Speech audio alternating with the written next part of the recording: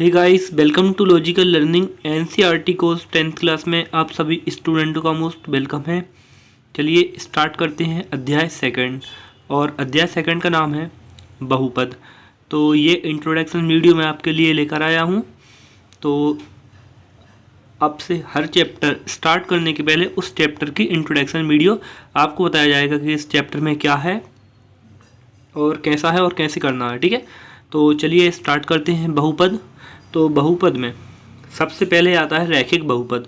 तो रैखिक आपके लिए 9th क्लास में आप जान चुके हैं कि जिस पर एक की घात होती है ना। तो यहाँ पर लिखा भी है कि एक घात वाले बहुपद को क्या बोलते हैं, रैखिक बहुपद कहते हैं। ठीक है, तो यहाँ देख सकते हैं जिस पे किसी की पावर, जिस पे किसी की घात नहीं होती है, वहाँ पर पहले से कितनी घात होती है, एक की घात होती है ना। तो रैखिक बहुपद क्या होगा, 2x - 3 या फिर x - 2/11 और ये y + √2। और आप अपने मन से भी लिख सकते हैं, जैसे यहाँ पर लिख सकते हैं y + 3 है ना। और यहाँ पर अपन कुछ भी लिख सकते हैं z + 10 और यहाँ पर y + √, यहाँ पर लिख सकते हैं 10।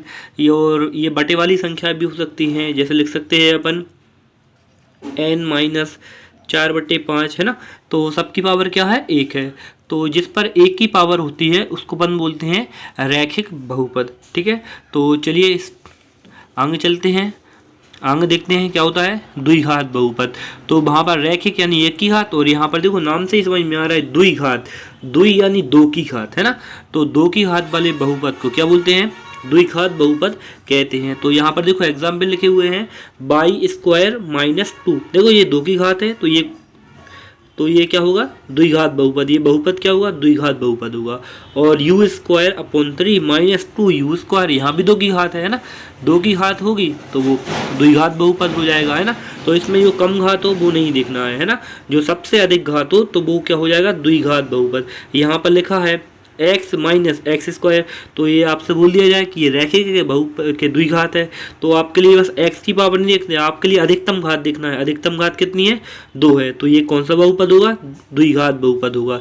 जैसे यहाँ पर देखिए √5 b² - 2/3 और यहाँ पर b है ना, तो ये लिखा हुआ है b। तो यहाँ देखिए आपके लिए जो कम घात है वो नहीं देखना है। तो यहाँ पर अधिकतम घात कितनी है, 2 है। तो ये बहुपद कौन सा बहुपद होगा, द्विघात बहुपद है ना। तो चलिए आगे चलते हैं, आगे देखते हैं त्रिघात बहुपद। ये त्रिघात बहुपद क्या होता है, नाम से ही समझ में आ रहा है, त्रि यानी तीन की घात, तीन की घात वाले बहुपद को क्या बोलते हैं, त्रिघात बहुपद कहते हैं। तो यहाँ लिखा है तीन की घात वाले बहुपद को क्या बोलते हैं, द्विघात नहीं, ये द्विघात गलत लिखा गया है, यहाँ पर क्या है, त्रिघात है ना। तो त्रिघात बहुपद कहते हैं ना। इसके एग्जाम्पल लिखे हुए हैं 2 - x³ और √2x³ और 3x³ - 2x² + x - 1 है ना। तो यहाँ पर तीन की घात है, इसको अपन क्या बोलते हैं, त्रिघात बहुपद। और आपके लिए मैंने इसके पहले बताया, तो मैं फिर बता रहा हूँ कि आपके लिए मात्र अधिकतम घात देखना है ना। तो यहाँ पर अधिकतम घात क्या है, 3 है, तो ये त्रिघात बहुपद है। तो यहाँ पर अधिकतम घात 2 होती तो ये द्विघात बहुपद हो जाता। यदि सिंगल इतना लिखा होता तो ये क्या हो जाता, रैखिक हो जाता।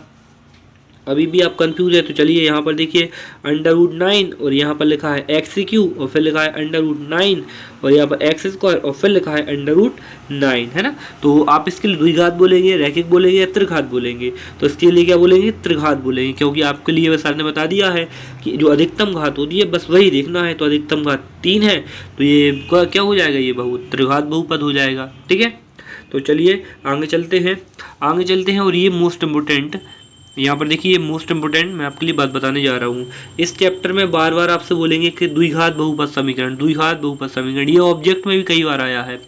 तो द्विघात बहुपद समीकरण कितना होता है, क्या होता है, ax² + bx + c। यहाँ पर अधिकतम घात कितनी है, 2 है। अधिकतम घात 2 होने के कारण इसके लिए क्या बोल रहे हैं, द्विघात बहुपद समीकरण बोलते हैं है ना। और यहाँ a b c वास्तविक संख्याएं हैं है ना, यहाँ पर कुछ भी ले सकते हैं, वास्तविक संख्याएं हैं, जहाँ पर a बराबर क्या नहीं है, 0 नहीं है। तो द्विघात बहुपद समीकरण ax² + bx + c होता है ना। और यहाँ से मोस्ट इम्पोर्टेंट चीज आप देखिए क्या है, शून्यकों का योगफल। अब शून्यकों का योगफल क्या होता है, शून्यकों का योगफल अल्फा + बीटा होता है ना। तो चलिए आप रफ में देखिए कि सर क्या बोल रहे हैं, मुझे कुछ समझ में नहीं आ रहा है। चलो तो आप रफ में देख लीजिए। जैसे यहाँ पर देखिए, जैसे कोई भी एक समीकरण दिया रहेगा 2x² है ना, और फिर यहाँ पर 2x और फिर यहाँ पर फिर यहाँ पर दिया रहेगा 4, क्या दिया रहेगा 4 दिया रहेगा।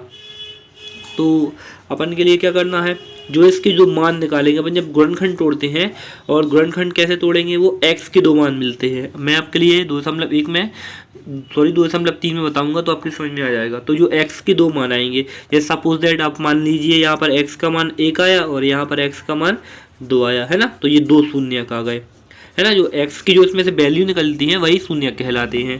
तो जो पहला शून्यक रहता है इसके लिए हमेशा अल्फा से दर्शाते हैं है ना, अल्फा से दर्शाते हैं, और जो दूसरा शून्यक रहता है उसके लिए बीटा से दर्शाते हैं है ना।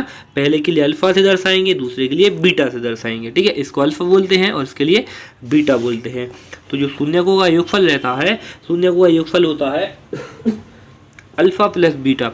अल्फा प्लस बीटा बराबर क्या होता है, -b/a। और ये b और a ये कहाँ से आएंगे, तो यहाँ देखिए ये जो समीकरण दिया रहेगा आपके लिए वहाँ से आएंगे। तो जैसे देखिए यहाँ पर लिखा है 4x², यहाँ पर लिखा है +2x और प्लस लिखा है 3। तो यहाँ से जो x² का गुणांक होगा वहाँ से a का मान आएगा, जो x का गुणांक होगा वहाँ से b का मान आएगा, और जो अचर पद, ये क्या है अचर पद, तो यहाँ से काय का मान आएगा, c का मान आएगा है ना। और जो अल्फा प्लस बीटा क्या है, इसको तोड़ने पर जो 2 गुणनखंड बनेंगे है ना, ये देखिए ये हो जाएंगे a b c के मान हो जाएंगे, और इसको पर जब तोड़ेंगे जो दो गुणनखंड आते हैं वो रहते हैं अल्फा और बीटा के मान है ना। तो यहाँ पर देखिए अल्फा प्लस बीटा बराबर होता है -b/a है ना, और बराबर में क्या होता है -x का गुणांक और x² का गुणांक। जब ये इस इक्वेशन के लिए पूरा हल कर लेंगे अपन, तो हल करने के बाद ये दोनों सेम आएंगे, ये 10 आएगा और ये बराबर भी क्या आएगा 10, सेम आएंगे। तो यहाँ मिला लेंगे और बटे में भी कोई संख्या आएगी तो क्या वो x का गुणांक है, यदि होगी तो अपन का सवाल सही है, नहीं है तो नहीं होगा। तो आप थोड़ा सवाल रखिए, आप 2.3 के सवालों की वीडियो देखेंगे तो आपका पूरा समझ में आ जाएगा, ठीक है। तो यहाँ बिल्कुल ये दोनों इक्वेशन लगाना पड़ती है, शून्यकों का योगफल और अगला होता है शून्यकों का गुणनफल। शून्य का गुणनफल क्या होता है, alpha into beta. Alpha into beta क्या है, मैंने आपके लिए अभी बताया, जो 2 मान निकलेंगे x के वही होते हैं शून्यक है ना। तो अल्फा इंटू बीटा, इंटू मतलब यहाँ पर गुणा, अल्फा इंटू बीटा बराबर क्या होता है c/a, और c/a अपन कहाँ से निकालेंगे, इस समीकरण से निकालेंगे है ना। तो c/a बराबर क्या होता है अचर पद और x² का गुणांक है ना।